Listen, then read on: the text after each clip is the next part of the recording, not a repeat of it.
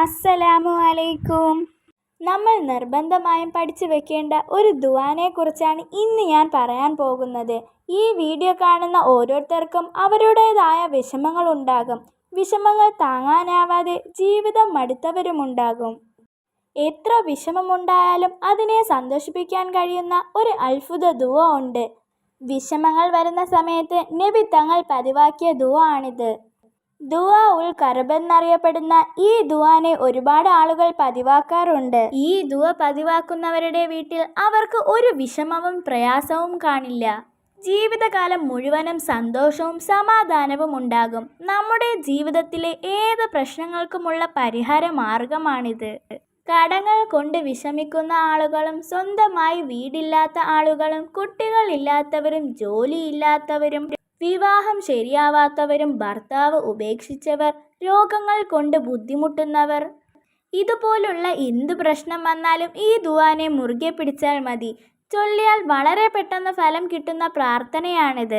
അതുപോലെ പ്രഗ്നൻസി ടൈമിലുള്ള എല്ലാ പ്രശ്നങ്ങളും പ്രയാസങ്ങളും ഇല്ലാതാകും. മാത്രമല്ല സുഖപ്രസവം നൽകപ്പെടും. ഇനി ഏതാണ് ആ ദുആ എന്നറിയണ്ടേ? ലാ ഇലാഹ ഇല്ലല്ലാഹുൽ അലീമുൽ ഹലീം. ലാ ഇലാഹ ഇല്ലല്ലാഹു റബ്ബുൽ അർശിൽ അലീം. ലാ ഇലാഹ ഇല്ലല്ലാഹു റബ്ബുസ് സമാവാതി വ റബ്ബുൽ അർളി വ റബ്ബുൽ അർശിൽ കരീം. സഹനശീലനും മഹാനുമായ അല്ലാഹു അല്ലാതെ ആരാധനക്കർഹൻ മറ്റാരുമില്ല.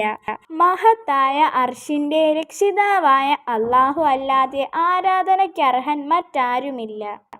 മഹത്തായ അർശിന്റെയും ആകാശഭൂമികളുടെയും രക്ഷിതാവായ അല്ലാഹു അല്ലാതെ ആരാധനക്കർഹൻ മറ്റാരുമില്ല.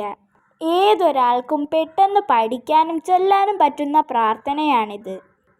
ഇനി ഏത് വിഷമം വരുമ്പോഴും ദിവസവും 100 വട്ടം അല്ലെങ്കിൽ നിസ്കാര ശേഷം 7 വട്ടം പതിവാക്കുക.